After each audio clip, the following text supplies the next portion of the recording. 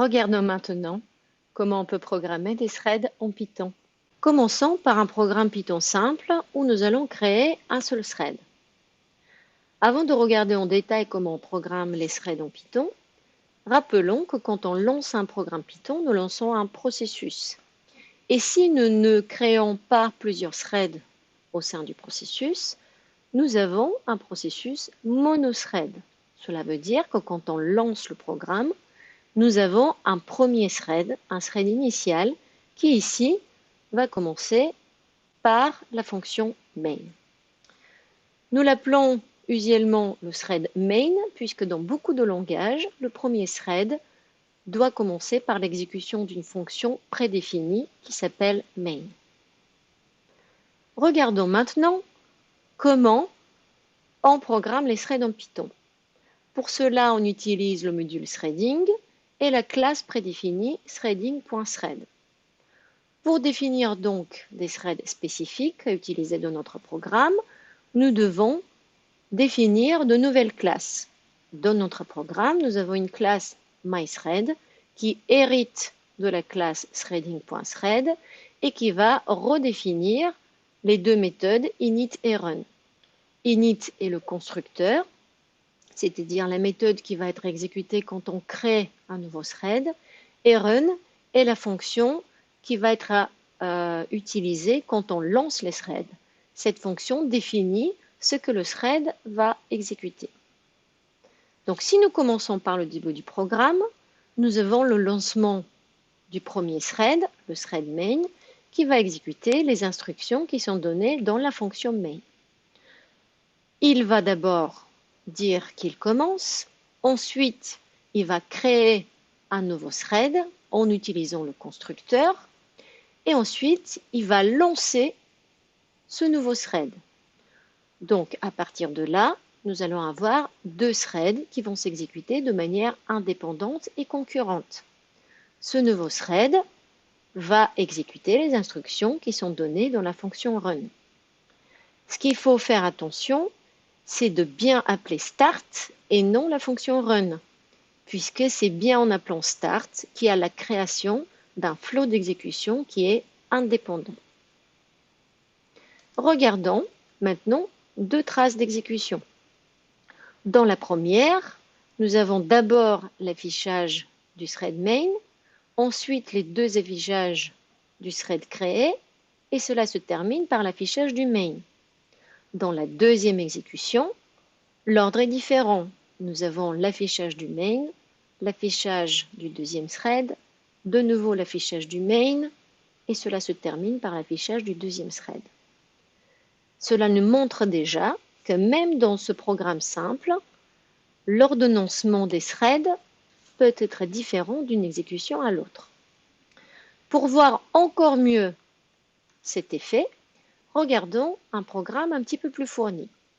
Ici, nous allons créer 4 threads en plus du thread main. Vous voyez deux versions du même programme.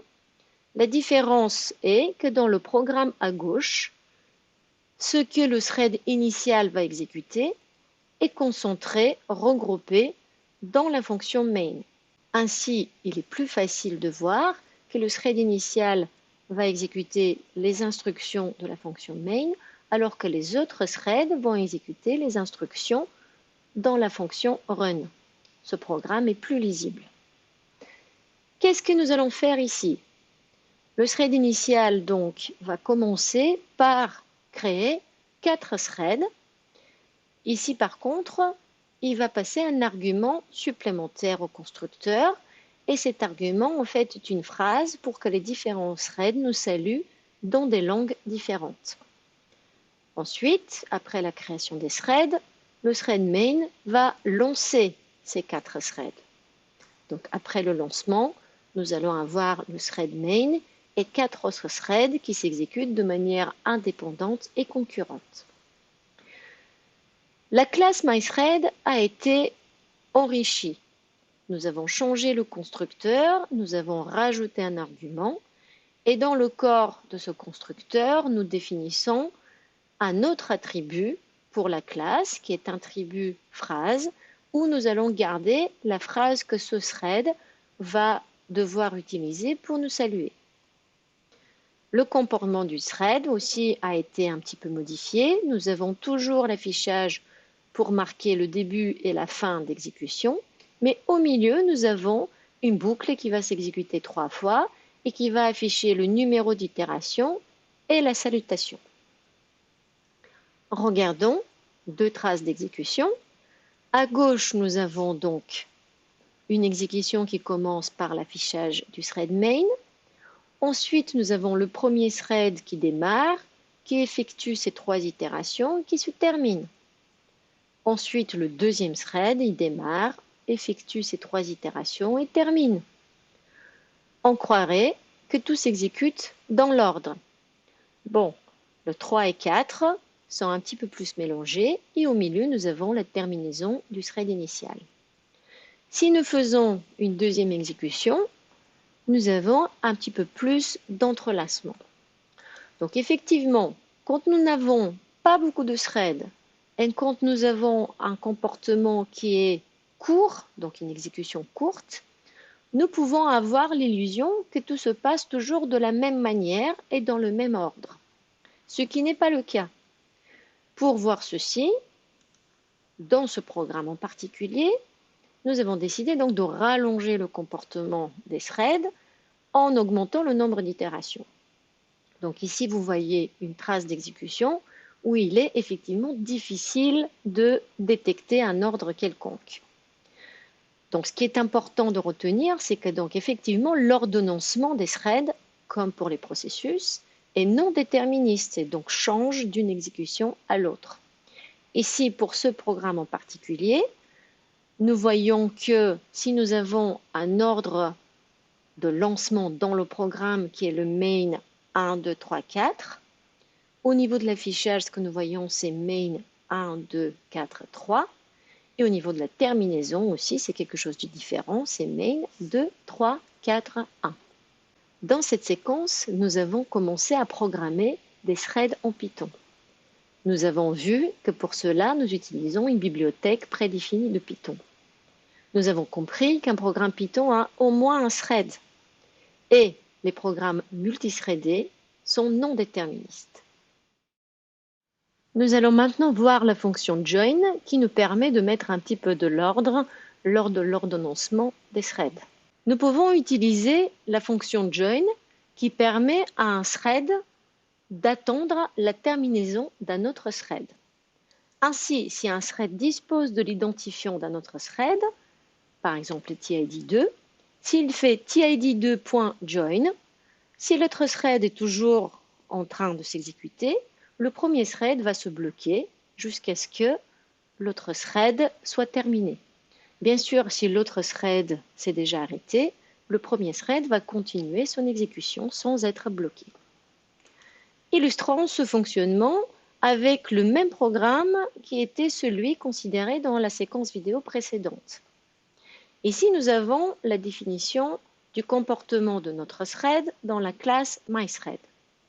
Nous avons enrichi le constructeur init par un argument en plus.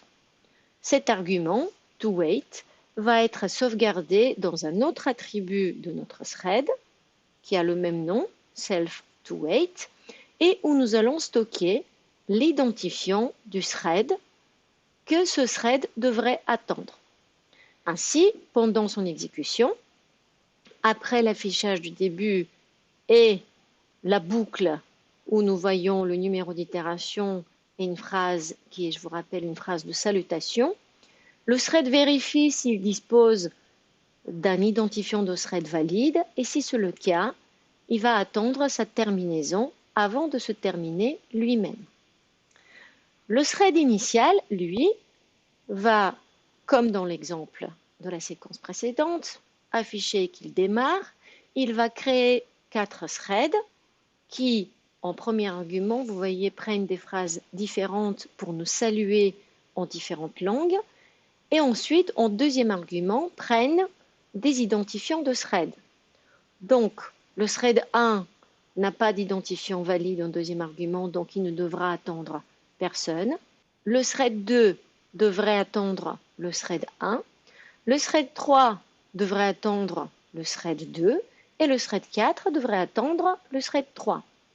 Ces 4 threads sont lancés et à la fin, même le main devra attendre un thread, il va attendre le thread 4. Voyons 2 exécutions de ce programme. À gauche, un extrait de trace d'exécution où nous voyons la fin, où il y a bien le thread 2 qui se termine et ensuite le thread 3, le thread 4 et le thread main. Le thread 1 a dû se terminer quelque part plus haut dans la trace que la capture n'a pas pu prendre.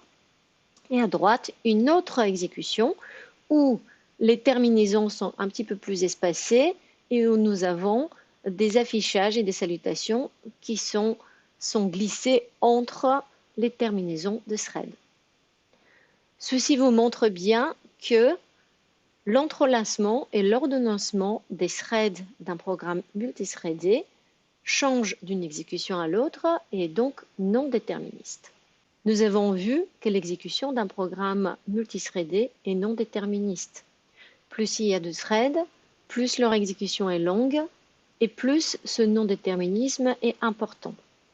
Toutefois, nous disposons de la fonction join qui permet à un thread d'attendre la terminaison d'un autre thread et donc d'influencer de manière simple l'ordonnancement de thread.